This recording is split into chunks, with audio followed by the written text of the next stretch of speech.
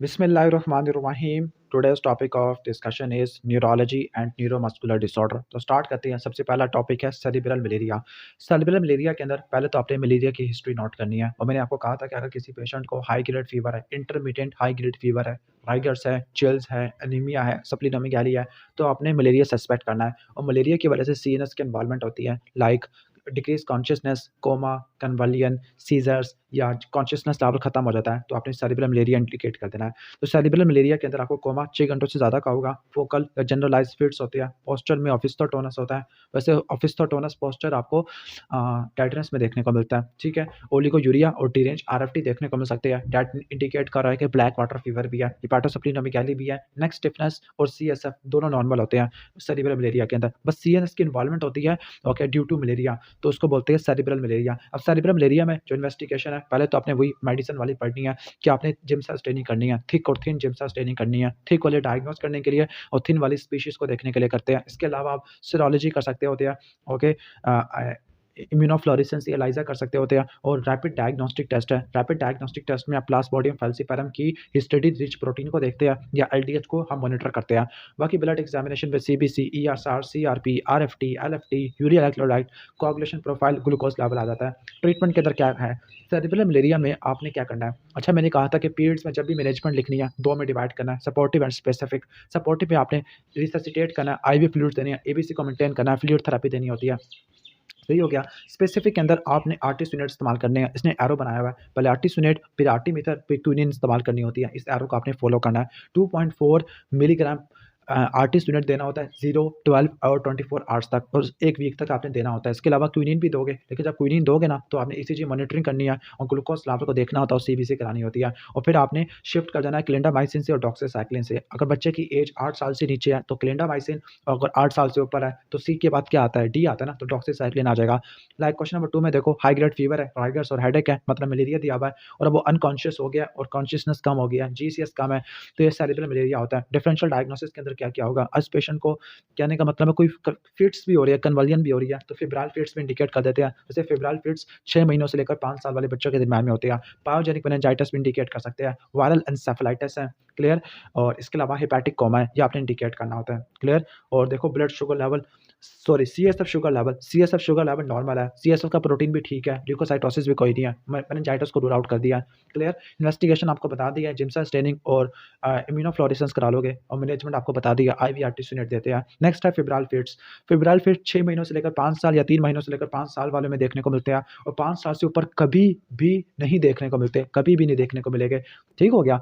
तो जो ऐसे सीजर जो बुखार के दौरान होते हैं 6 महीनों से लेकर 5 साल के दरमियान में, ठीक है, तो उसको बोलते हैं फिब्राइल फिट्स कहते हैं। 6 महीनों से लेकर 5 साल में आपको देखने को मिलते हैं। जो पीक एज होती है ना, वो 14 टू 18 मंथ्स होती है। पॉजिटिव फैमिली हिस्ट्री मिलती है, टेम्परेचर 102 फ़ारेनहाइट से ऊपर चला जाएगा, लेकिन कोई सीएनएस इन्फेक्शन नहीं होगा, वो पर्सन 1 ही घंटे में फिट से रिकवर हो जाएगा। अब जो फिब्राइल फिट्स होता है, आपने इसको 2 में डिवाइड करना है, सिंपल और कॉम्प्लेक्स। सिंपल के अंदर सिंगल सीजर होगा 24 घंटों में, जबकि कॉम्प्लेक्स में मल्टीपल सीजर हो गए।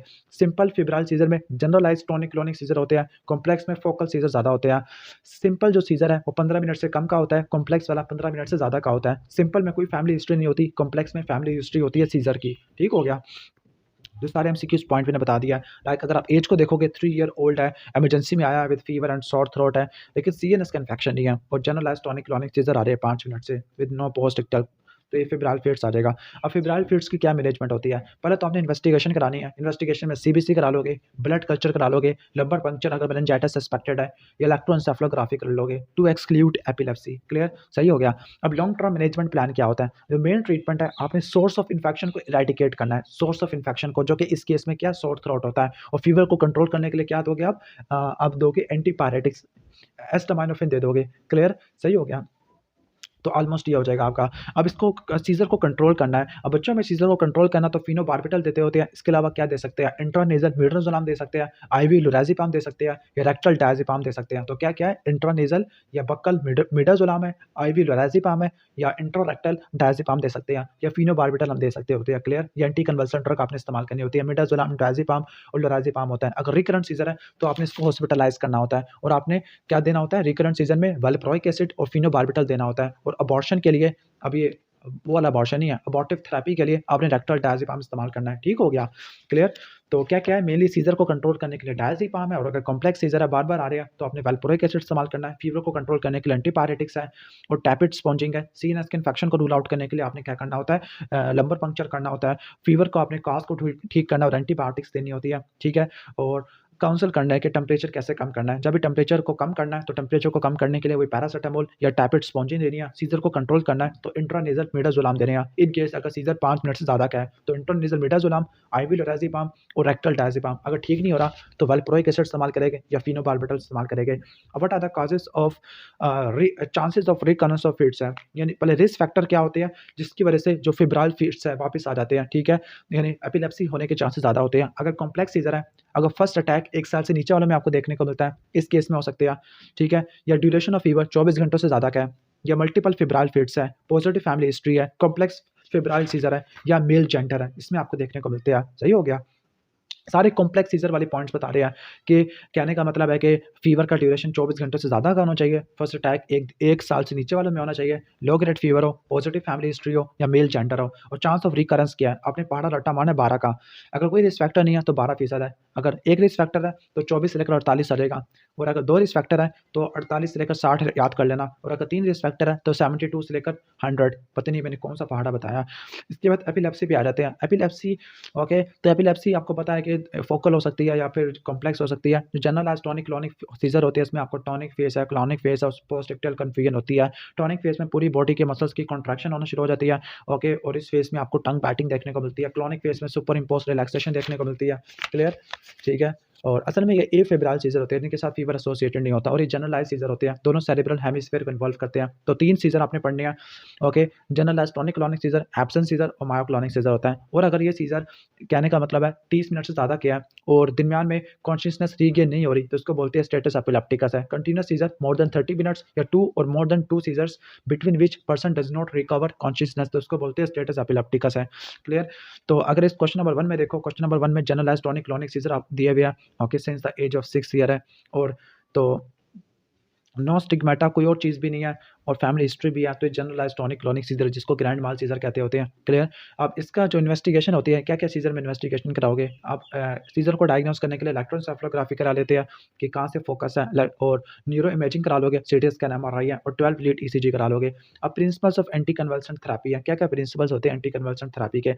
नंबर 1, आप जब फर्स्ट अटैक के बाद सेकंड अटैक होता है, उसी के बाद आपने long term anti epileptic drug start करनी है। ड्रग जब भी स्टार्ट करनी है, लो डोज़ से स्टार्ट करनी है, आहिस्ता-आहिस्ता डोज़ को आपने बढ़ाना है, जब यहाँ तक कि सीज़र कंट्रोल हो जाए, ठीक है? और आपने एक्सटेंडेड रिलीज़ फॉर्मुलेशन इस्तेमाल करनी है। अगर फर्स्ट लाइन से काम नहीं चला तो सेकंड लाइन ऐड कर दो, ठीक हो गया? ओके, और फर्स्ट लाइन को आपने कम करते रहना, ठीक हो गया? इसके बाद आपने रेशनल पॉलीथेरेपी आपने स्टार्ट करनी होती है और जो वेल्प्रोइक एसिड और कार्बामेज़ेपिन होते हैं, ये फर्स्ट लाइन ड्रग होते हैं। लाइक कार्बामेज़ेपिन आपके सिंपल सीज़र में इस्तेमाल होती है, जो वेल्प्रोइक एसिड होता है, ये आपके जनरलाइज़्ड टॉनिक क्लॉनिक सीज़र में और मायोक्लॉनिक सीज़र में इस्तेमाल होता है। तो याद कर लो, सेकंड अटैक के बाद ड्रग स्टार्ट करते हैं, स्लो डोजेज़ में स्टार्ट करते हैं, फर्स्ट से काम नहीं चला तो सेकंड वाली ऐड कर देते होते हैं और रेशनल पॉलीथेरेपी स्टार्ट करते होते हैं। इसके बाद एब्सेंस या पैटेंट माल सीज़र यही बच्चों में देखने को मिलता होता है। बच्चा थोड़ी देर के लिए डे ड्रीमिंग करना शुरू कर देता है, हवा में स्टेयर करता होता है, ठीक है? तो डे ड्रीमिंग बोलते होते हैं। इसमें लॉस ऑफ कॉन्शियसनेस होती है, लेकिन पोस्चुरल टोन लॉस नहीं होती। इलेक्ट्रोएन्सेफलोग्राफी में 3 पर सेकंड आपको स्पाइक एंड वेव पैटर्न देखने को मिलता है एंड ड्रग ऑफ चॉइस इथोसुक्सामाइड है, ठीक हो गया? ओके। अब प्रोग्नोसिस क्या होता है? 80% बच्चे रिकवर कर जाते हैं मेडिकेशन लेने के बाद है, लेकिन जो 40% होते हैं वो generalised tonic clonic seizure develop कर जाते हैं। इसके बाद क्वेश्चन नंबर 3 में कंटीन्यूअस सीज़र है, लास्ट 1 आवर यानी 30 मिनट से ज़्यादा कंटीन्यूअस सीज़र हो तो उसको स्टेटस एपिलेप्टिकस कहते हैं। अब इसकी मैनेजमेंट क्या होती है? सबसे पहले आपने रिससिटेट करना होता है, एयरवे को आपने मेंटेन करना होता है, ओके। ऑक्सीजन देनी होती है 10 लीटर पर मिनट के हिसाब से। पेशेंट को आपने सेमी प्रोन पोजीशन में लेटाना होता है और उसके मुँह में कुछ भी नहीं डालना होता। आईवी लाइन लगा दोगे, आईवी फ्लूइड्स दे दोगे और कुछ इन्वेस्टिगेशन के लिए ब्लड भेज दोगे। सबसे पहले फार्माकोलॉजिकल ट्रीटमेंट स्टार्ट करते हैं। फार्माकोलॉजी में तरतीब याद रखनी है। सबसे पहले क्या देते हैं? मिडाज़ोलाम, डायज़ेपाम, जो डायज़ेपाम होता है, पररेक्टल देते हैं, या लोराज़ेपाम आईवी देते हैं या बक्कल मिडाज़ोलाम देते होते हैं। क्लियर? तो ये पहले ये 3 ड्रग दोगे। अगर इससे काम नहीं चल रहा, सीज़र नहीं हो रहे, seizure for more than 30 minutes है, ठीक है?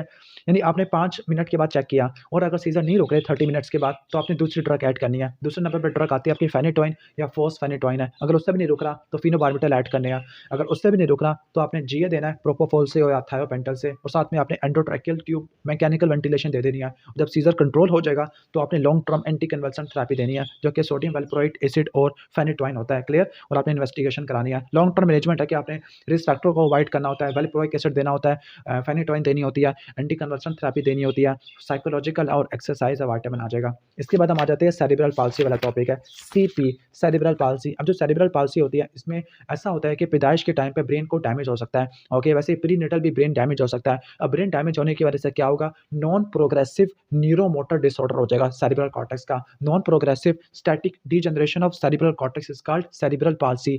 तो ये स्टैटिक एन्सेफेलोपैथी होती है, प्रोग्रेस नहीं करती, और जो मोस्ट कॉमन कॉज होता है वो प्रीमेच्योरिटी होता है। क्लियर, सही हो गया।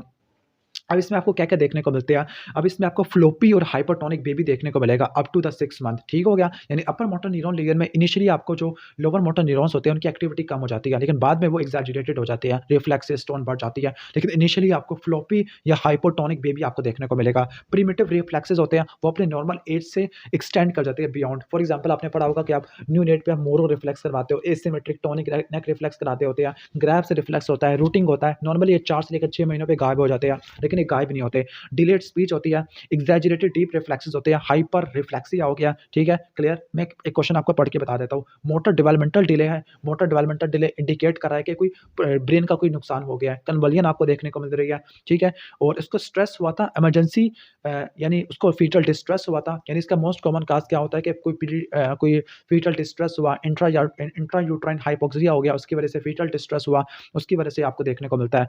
हेड सर्कमफरेंस देखो 44 सेंटीमीटर है। ओके, डीप रिफ्लेक्सेस एग्जैजरेटेड है और प्लांटर अप गोइंग है, और तो ये सेरिब्रल पाल्सी है। अब जो सेरिब्रल पाल्सी है इसकी 2 तरह की टाइप्स होती है, पिरामिडल और एक्स्ट्रा पिरामिडल। जो एक्स्ट्रा पिरामिडल होती है, अगर ये बेसल गैंग्लिया को इन्वॉल्व करेगी तो उसको डिस्काइनेटिक कहते हैं, इसमें इसको कर्निक टेरस भी कहते हैं, और अगर सेरिबेलम को इन्वॉल्व करेगी तो ये हाइपोटोनिक होती है। जो पिरामिडल टाइप होती है वो spastic diplegia, spastic hemiplegia, spastic quadriplegia होता है। जो एक्स्ट्रा पिरामिडल होती है उसको नॉन स्पास्टिक कहते हैं। फॉर एग्जाम्पल मैंने बता दिया कि बेसल गैंग्लिया में हो तो वो कर्निक टेरस होता है, और अगर सेरिबेलम में हो तो वो हाइपोटोनिया करवा देगा। क्लियर, ऑलमोस्ट ये हो जाएगा। और कुछ मिक्स्ड भी होती है, यानी पिरामिडल और एक्स्ट्रा पिरामिडल दोनों को मिला दो आप। अब लॉन्ग टर्म क्या कॉम्प्लिकेशन देखने को मिल सकती है सेरिब्रल पाल्सी की वजह से? तो सेरिब्रल पाल्सी की वजह से आपको सीजर्स, एपिलेप्सी देखने को मिलती है, मेंटल रिटार्डेशन होती है, सेंसरी डेफिसिट होता है और मोटर डेफिसिट होता है। तो 3 एस रट्टा मारने, seizure, sensory deficit, speech deficit है। और सेंसरी में आपकी 2 स्पेशल सेंसेस है, देखना, सुनना, परसेप्चुअल फंक्शन है, खराब हो जाते हैं। क्लियर, और मोटर रिटार्डेशन आ जाएगा। ट्रीटमेंट के अंदर क्या होता है? अब इसका क्योर ट्रीटमेंट नहीं है, फुल ट्रीटमेंट कोई भी नहीं है इसका, सही है। ओके, इसमें बस आपने ये करना होता है कि 2 में डिवाइड करना, जनरल और स्पेसिफिक आ जाएगा। जनरल के अंदर आपने पेरेंट्स की काउंसलिंग करनी है और सपोर्ट प्रोवाइड करनी है। स्पीच की फॉर्म में फिजियोथेरेपी, ऑक्यूपेशनल थेरेपी है, और स्ट्रेचिंग एक्सरसाइज करवानी है ताकि कॉन्ट्रैक्चर को अवॉइड कर सके, और कर्निक टेरस को अवॉइड करना होता है। स्पेसिफिक में आप मेडिकल और सर्जिकल यूज़ करोगे। मेडिकल के अंदर अच्छा, जो मेन स्टे ऑफ ट्रीटमेंट होता है वो फिजियोथेरेपी है। मेन स्टे ऑफ ट्रीटमेंट क्या है? फिजियोथेरेपी है, स्ट्रेचिंग करनी होती है। बाकी मेडिकल के अंदर आप क्या इस्तेमाल करते हैं? स्पास्टिसिटी को रोकने के लिए आप क्या इस्तेमाल करोगे? डायज़ेपाम, बैक्लोफिन और डेंट्रोलिन। ओके, BD84 खिला दोगे उसको। ओके, ड्रग फॉर एथिटोसिस, एथिटोसिस के लिए लीवोडोपा है, और डिस्टोनिया के लिए आप कार्बामेज़ेपिन इस्तेमाल करते होते हैं। और अगर सर्जिकल थेरेपी करनी है तो सर्जिकल थेरेपी में ऑर्थोपेडिक सर्जरी करते होते हैं। ऑर्थोपेडिक सर्जरी में लाइक मसल्स को लूज़ करोगे, हड्डियों को सीधा करोगे, नर्व्स को काटोगे ताकि जो पट्टे अकड़े हुए हैं वो सही हो जाए। तो सेरेब्रल पाल्सी में जो एक्यूट मैनेजमेंट होती है, जो इमरजेंसी में देनी होती है, एडमिशन करनी है, रिससिटेट करना है, आईवी लाइन लगाई, वाइटल्स लिए आपने, और आपने सीजर को कंट्रोल करना है एंटी कन्वल्सन थेरेपी से, और आपने क्या करना है? स्पास्टिसिटी को कंट्रोल करना है। कैसे करोगे? BDD से। बैक्लोफिन, डायज़ेपाम और डेंट्रोलिन है। डेंट्रोलिन याद कर लेना कि मैलिग्नेंट हाइपरथेलिमिया में या न्यूरोलेप्टिक मैलिग्नेंट सिंड्रोम में भी इस्तेमाल करते होते हैं। तो ये ऑलमोस्ट ये तो आप कर लोगे, इमरजेंसी मैनेजमेंट और लॉन्ग टर्म मैनेजमेंट है। इमरजेंसी में क्या दोगे? स्पास्टिसिटी वाली ड्रग और एंटी कन्वल्सन ड्रग है। बाकी फिजियोथेरेपी लॉन्ग टर्म के अंदर देते हैं, और काउंसलिंग भी करते होते हैं। इसके बाद मूवमेंट डिसऑर्डर है। नंबर 1 है कोरिया। कोरिया क्या होता है? जर्की, ब्रीफ, इनवॉलंटरी मूवमेंट्स होती है।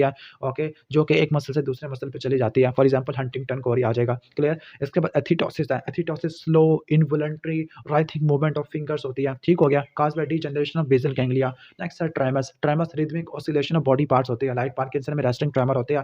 Dystonia sustained repetitive muscular contraction होती है, जिसकी वजह से एबनॉर्मल फिक्स्ड पोस्चर बन जाता है। Sustained repetitive muscular contraction like torticollis है। और मायोक्लोनस क्या होता है? Brief involuntary twitching of muscle है, कुछ झटका लगता है बिजली के झटके की तरह। फॉर एग्जांपल हॉन्क में देखने को मिलता है, hyper osmolar non ketotic coma में। इसके बाद आ जाते हैं Duchenne muscular dystrophy. Duchenne muscular dystrophy important topic है और आपने अच्छे से पढ़ना है। ड्यूशेन मस्कुलर डिस्ट्रॉफी में ये एक्सेलेंट रिसेसिव होती है, फ्रेम शिफ्ट म्यूटेशन होती है, नॉनसेंस म्यूटेशन होती है, इसको कहते होती है। और इसमें जो प्रोटीन होती है डिस्ट्रोफिन, उसमें आपको एक्सेलेंट रिसेसिव म्यूटेशन देखने को मिलती है। दैट मीन्स मेल ज़्यादा अफेक्टेड होंगे। प्रोक्सिमल मसल की इन्वॉल्वमेंट होती है। मसल के कोई भी डिजीज़ होते हैं ना, तो वो प्रोक्सिमल मायोपैथी करवा देते हैं। और ये जो होती है ना ड्यूशिन, ये 1 साल की उम्र से स्टार्ट हो जाती है। ठीक हो गया, इसमें वेस्टिंग, कॉन्ट्रैक्चर, वीकनेस आपको देखने को मिलती है। और काफ की आपको सूडो हाइपरट्रॉफी देखने को मिलेगी ड्यू टू फाइब्रोफैटी रिप्लेसमेंट। वैडलिंग गेट होगा और आपको गोवर साइन देखने को मिलेगा। गोवर साइन में ये क्या होता है कि अब जो है ना बच्चा होता है अपने हैंड्स को यूज़ करेगा फ्रॉम टू स्टैंड करने के लिए वो अपने हैंड्स को यूज़ करेगा, तो उसको बोलते हैं हम गोवर साइन। तो क्या-क्या चीज़ें होती है, वैडलिंग, लॉर्डोटिक गेट होता है, काफ की हाइपरट्रॉफी होती है, लेकिन ये सूडो हाइपरट्रॉफी होती है। वीकनेस लिम्ब गर्डल में होती है, लोअर लिम्ब्स में ज़्यादा वीकनेस होती है, लेकिन ये फेशियल, एक्स्ट्रा ओकुलर और बल्बर मसल को स्पेयर कर देगा। बल्बर मसल आपके डिस्पेजिया वाले लैरेंजियल मसल, फेरेंजियल मसल होती है और फैमिली हिस्ट्री पॉजिटिव होती है, लाइक आपके एल्डर ब्रदर में या किसी अंकल को होगा, ठीक है। Duchenne muscular dystrophy accident recessive होती है। हिस्ट्री में क्या-क्या सवाल पूछे गए? ऑनसेट कब से स्टार्ट हुआ? मसल की वेस्टिंग थी या नहीं थी? डिफिकल्टी इन वॉकिंग देखे गए, लर्निंग डिसेबिलिटी, फ्रीक्वेंट फॉल है, डिफिकल्टी इन क्लाइंबिंग अपस्टेयर और फैमिली हिस्ट्री पॉजिटिव आती है। एग्जामिनेशन के अंदर काफ मसल को देखोगे, सूडो हाइपरट्रॉफी देखने को मिलेगी, ओके। इसके बाद आप देखोगे कि वीक मसल्स हो गए इन फ्रंट ऑफ लेग है, जिसकी वजह से फुट ड्रॉप हो जाएगा। वैडलिंग, लॉर्डोटिक गेट होता है, बच्चा टोज़ पे वॉक करेगा, गोवर साइन आपको पॉजिटिव देखने को मिलता होता है, ओके। स्कोलियोसिस हो सकता है, हार्ट में आपको कार्डियोमेगाली हो सकती है and the most common cause of death is respiratory failure, okay. Investigation में आप सीरम क्रिएटिन काइनेज के लेवल करा लोगे, वो ज़्यादा देखने को मिलेगा, स्क्रीनिंग के लिए इस्तेमाल करते हैं। And the diagnostic test is muscle biopsy, जिसमें आपको डिस्ट्रॉफी नहीं मिलेगा, बाकी आप ईएमजी करा सकते हैं और डिस्ट्रॉफिन जीन की म्यूटेशन देखने के लिए पीसीआर करवा सकते होते हैं। हार्ट को देखने के लिए ईसीजी, एक्सरे चेस्ट और इकोकार्डियोग्राफी है, ठीक है। ऑलमोस्ट हो जाएगा। और चूँकि एक्सेंट रिसेसिव है, तो chance of Duchenne muscular dystrophy in next sibling, तो उसने लिखा है 25% होते हैं, ओके, ठीक है। ओके, अच्छा ये आ जाएगा। इसके बाद ट्रीटमेंट क्या होता है इसका? कोई ट्रीटमेंट नहीं होता, नो क्यूरेटिव मेडिकल ट्रीटमेंट है, बस मेन फिजियोथेरेपी कराएंगे, जिस तरह आप सेरेब्रल पाल्सी में करवाते थे। एप्रोप्रिएट सीटिंग करवा लोगे आप, क्लियर। इसके अलावा स्टीरॉयड दे दोगे, प्रेडनिसोलोन है जो कि इन्फ्लेमेशन वगैरह को रोक देगा, फिजियोथेरेपी करा लोगे, ठीक है। और डाइजॉक्सिन दोगे अगर कोई कार्डिक डिजीज़ है, या कार्डियोलॉजी में रेफर कर दोगे, ठीक है। पल्मोनरी इन्फेक्शन को आप ठीक करोगे, लाइक आप कॉन्टैक्ट को अवॉइड करोगे, इम्यूनाइज़ेशन कर दोगे और हाइड्रेशन को न्यूट्रिशनल सपोर्ट दे दोगे, क्लियर। कैल्शियम ज़्यादा दोगे ताकि ऑस्टियोपोरोसिस ना हो, ठीक हो गया। तो मेन डाइजॉक्सिन, स्टेरॉइड है, लेकिन उसका कोई फाइनल ट्रीटमेंट कोई भी नहीं है, ठीक हो गया, ओके। तो अगर आपको याद करने में मुश्किल हो रही है तो आपने रट्टा मारना है पास्ट से, ओके। पी से क्या है? प्रेडनिसोलोन है। ए से आपकी एडिक्वेट हाइड्रेशन है, कैल्शियम से करोगे, ठीक है। एस से क्या होती है? एस से आप क्या करते हैं, ओके। ऐसे आप सीटिंग करते होते हैं और टी से क्या हो जाएगा? ट्रीटमेंट ऑफ पल्मोनरी इन्फेक्शन, बल्कि आप अपना याद कर लेना। गुलियन-बारी सिंड्रोम है, गुलियन-बारी सिंड्रोम है, ये भी इंपॉर्टेंट होता है, ओके। गुलियन-बारी सिंड्रोम में क्या होता है कि ओके, इसका दूसरा नाम है एक्यूट इन्फ्लेमेटरी डीमायलिनेटिंग पॉलीन्यूरोपैथी है। तो इसमें आपको बायलैटरल सिमेट्रिकल असेंडिंग पैरालिसिस देखने को मिलती है और लोअर मोटर न्यूरॉन लीगन आपको देखने को मिलती है, ठीक है।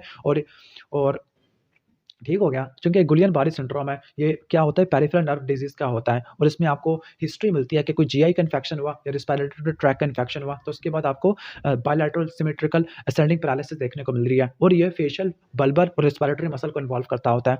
ये कैम्पेलोबैक्टर जूजिनाई, माइकोप्लाज़्मा और क्लैमिडिया की वजह से हो सकता है, ठीक है। इन्वेस्टिगेशन में क्या होगा? हिस्ट्री या एग्जामिनेशन करवा लोगे, ठीक है। यानी हिस्ट्री में क्या होगा? असेंडिंग सिमेट्रिकल पैरालिसिस होती है, कोई सेंसरी लॉस नहीं होता, क्रेनियल नर्व इन्वॉल्वमेंट होती है, लाइक फेशियल नर्व की इन्वॉल्वमेंट होती है और एक सिंड्रोम होता है जिसको बोलते हैं मिलर फिशर सिंड्रोम। इसमें ऑप्थेल्मोप्लेजिया, एटेक्सिया, एरिफ्लेक्सिया देखने को मिलता है। अब इन्वेस्टिगेशन में सीएसएफ एग्जामिनेशन करा लोगे, लंबर पंक्चर है तो इसमें आपको एल्ब्यूमिनो-साइटोलॉजिकल डिसोसिएशन मिलती है। नर्व कंडक्शन स्टडी कराओगे, इसमें आपको मल्टीफोकल मोटर स्लोइंग है और डिलेड एफएएफ्स होती है। सीरोलॉजी में आपको जीएम1 गैंग्लियोसाइट के खिलाफ एंटीबॉडी देखने को मिलती है, ठीक है। और इसके डिफरेंशियल में मिलर फिशर सिंड्रोम है, पोलियोमाइलाइटिस होता है, मिलर फिशर सिंड्रोम है, ऑप्थेल्मोप्लेजिया, एरिफ्लेक्सिया, एटेक्सिया होता है, एंटी-जीक्यू1बी एंटीबॉडी देखने को मिलती है। ट्रीटमेंट में आप आईवीआईजी है और प्लाज्माफेरेसिस करते होते हैं, स्टेरॉइड आपने नहीं देने होते। और बाकी अगर वर्सनिंग केस है तो आप आईसीयू में मॉनिटर करोगे, बीपी को देखोगे, वाइटल्स को देखोगे, फोर्स वाइटल कैपेसिटी को मॉनिटर करोगे, एयरवे ब्रीथिंग दोगे, ठीक है। और सपोर्टिव मैनेजमेंट क्या दोगे? अब पेशेंट काफ़ी हद तक बेड रिडन है तो आप डीवीटी की प्रोफाइलैक्सिस दोगे, प्रेशर सोर्स की मैनेजमेंट करोगे, चेस्ट फिजियोथेरेपी और ट्रैकियोस्टोमी दोगे। Cause of mortality is respiratory failure, इसके अलावा ऑटोनॉमिक डिस्टर्बेंस भी होती है। अब की पॉइंट्स है, हिस्ट्री में क्या मिलता है? प्रोग्रेसिव सिमेट्रिकल वीकनेस होती है, इसका ऑनसेट पहले लोअर लिम्स को इन्वॉल्व करता है, फिर अपर लिम्ब को इन्वॉल्व करता है, प्रोग्रेसिव होती है, क्रेनियल सेवंथ को इन्वॉल्व करता है और पोस्चरल हाइपोटेंशन भी हो सकती है। क्लिनिकल एग्जामिनेशन में सेंडिंग पैरालिसिस और सारे लोअर मोटर न्यूरॉन फाइंडिंग है, wasting, fasciculation, hypotonia, areflexia, muscle wasting है। इसके अलावा पैरास्थीसिया भी आपको देखने को मिल सकता होता है। ऑलमोस्ट ये हमारा हो गया है। ओके, तो आप एमसीक्यूज़ पॉइंट स्टार्ट करते हैं। क्वेश्चन नंबर 1 है कि 5 ईयर ओल्ड गर्ल है, फीवर है, कन्वल्जन और कॉन्शियसनेस है। फीवर, कन्वल्जन और कॉन्शियसनेस है। और उसका जीसीएस स्कोर 8 है और पेल है। पेल और फीवर है, दैट मीन्स मलेरिया है, और जीसीएस स्कोर 8 है और अनकॉन्शियस है और कोई समाई पॉजिटिव नहीं है, कोई न्यूरोलॉजिकल डेफिसिट नहीं है, दैट मीन्स सेरिब्रल मलेरिया होता है। नेक्स्ट एक 5 ईयर ओल्ड पेशेंट है जिसको एफिब्राइल जनरलाइज्ड टॉनिक क्लॉनिक सीजर है, 5 मिनट से ज़्यादा किया है। पहले वो हेल्दी थी, इसको कोई प्रॉब्लम नहीं है। अब प्लान ऑफ मैनेजमेंट क्या होगा, ठीक है? तो आप इलेक्ट्रोएन्सेफलोग्राफी कराओगे, उसकी रिपोर्ट करवा दोगे, क्लियर? और एंटी कन्वल्शन थेरेपी कब स्टार्ट करते हैं? जब या तो स्टेटस एपिलेप्टिकस हो या सेकंड एपिसोड हो सीजर की। इसके बाद एक पेशेंट है जो कि ओपीडी में आया, difficulty in rising from sitting position, that means proximal myopathy है और हाइपरट्रॉफी हो गई है काफ मसल की विद ट्रेंडिलनबर्ग गेट है, ठीक है? तो प्रोक्सिमल मसल की इन्वॉल्वमेंट आपको देखने को मिलती है और देखो ट्रेंडिलनबर्ग गेट है, वैडलिंग गेट है और हाइपरट्रॉफी है, तो ड्यूशेन मस्कुलर डिस्ट्रॉफी में होती है, मेल्स में ज़्यादा देखने को मिलता है। 2 ईयर ओल्ड बॉय जिसको फीवर है, हाई ग्रेड फीवर है और टॉनिक क्लॉनिक सीजर है, 5 मिनट ड्यूरेशन के, अपनी कॉन्शियसनेस को रीगेन कर लेता है और उसको similar fits 1 and half year पे भी आपको देखने को मिल रहे थे। तो आपका सस्पिशियस डायग्नोस क्या होगा? अब एज देखो 6 मंथ से लेकर 5 ईयर के दरमियान में है, तो डायग्नोस क्या होगा हमारा? फेब्राइल फिट्स हो जाएगा, क्लियर? क्वेश्चन नंबर 5 पे आ जाते हैं। सेरेब्रल पाल्सी के अंदर the major impact of disease क्या होता है? मेजर इंपैक्ट क्या होता है? मोटर और मूवमेंट, मोटर को और मूवमेंट, मस्कुलर मूवमेंट्स को अफेक्ट करता होता है। नॉन प्रोग्रेसिव डिजीज होता है। Intracerebral haemorrhage due to head injury है। Okay, which of the following indicates intracranial pressure ज़्यादा हो गया है? तो अगर आपको पैपिली एडिमा मिल रहा है यानी ब्लरिंग ऑफ ऑप्टिक डिस्क है, तो इंडिकेट करता है कि रेज्ड आईसीपी है। नेक्स्ट है पीरियोडिक लॉस ऑफ कॉन्शियसनेस है और पैटेट माल एपिलेप्सी है। तो इन्वेस्टिगेशन क्या होती है? ईईजी होती है। इसमें आपको क्या मिलेगा? आपको स्पाइक वेव पैटर्न देखने को मिलता है, 3 हर्ट्ज की फ्रीक्वेंसी होती है। इसके बाद नेक्स्ट है hypotonia is characteristically seen in hypotonia आपको सेरिबेलर डिजीज में देखने को मिलता है, जबकि स्पास्टिसिटी आपको सेरिब्रल पाल्सी में देखने को मिल सकती है, पिरामिडल टाइप की, ठीक हो गया? रिगार्डिंग फेब्राइल सीजर है तो उसके बारे में क्या बात ठीक होती है? Okay, there is no need of beta option को देख लेते हैं। Neurological deficit can be present in intellectual phase है, एज लेस देन 10 ईयर होती है, सब्सिक्वेंट इंटेलेक्चुअल इंपेयरमेंट हो सकती है, सीजर फोकल होते हैं। There is no need for anti conversion therapy.